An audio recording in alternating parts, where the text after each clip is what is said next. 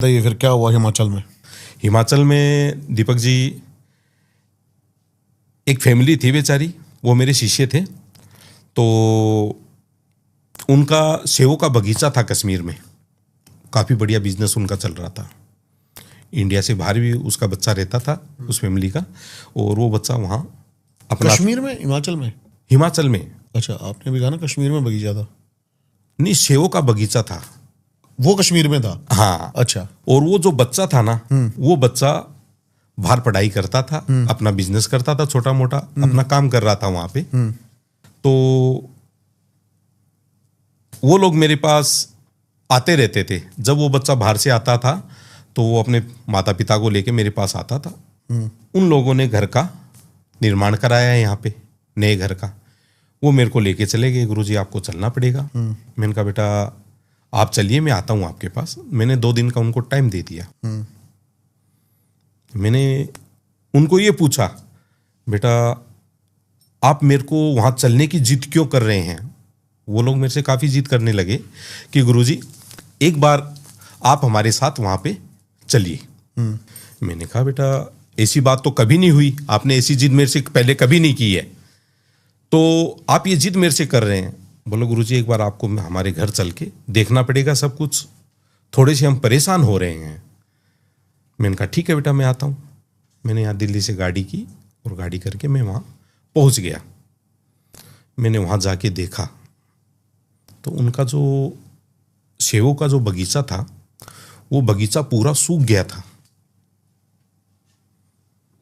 पूरे पेड़ सूख गए थे सेवों के।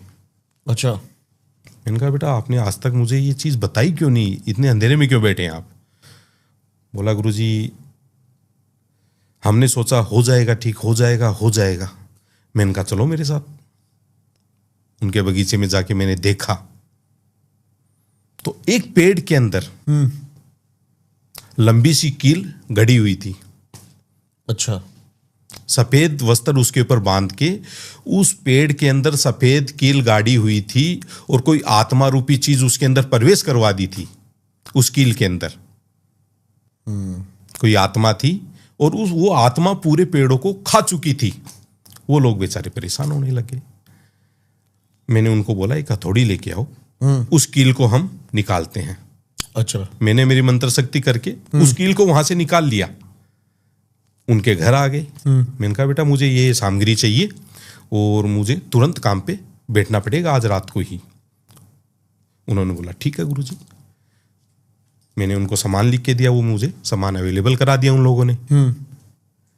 रात को 12:15 के बाद मैंने मेरी पूजा स्टार्ट की। उस फैमिली को मैंने ये बोल दिया कि आप लोग सो जाइए जाके। अच्छा। मेरा कार्य है, आप लोग आराम से सोइए, मैं मेरा कार्य कर रहा हूं। जैसे ही मैंने मेरी पूजा पाठ उसके ऊपर शुरू की है, उस कील के ऊपर, तो रात को 1:30 बजे करीब एक ऐसी चीख निकलती है जो पूरे गांव को हिला देती है। पूरे गांव की नींद उड़ा दी उस चीख ने। जैसे ही मैंने मंत्र शक्ति का प्रयोग किया, चुड़ैल नाम की चीज, चुड़ैल जिसे कहते हैं, वो उस कील के अंदर प्रवेश कराकर सफेद वस्त्र के साथ उसको उस पेड़ के अंदर दबाया हुआ था। और वो जो कील थी, जो चुड़ैल थी, उनके पूरे बिजनेस को खा गई, घर की सुख शांति को खा गई।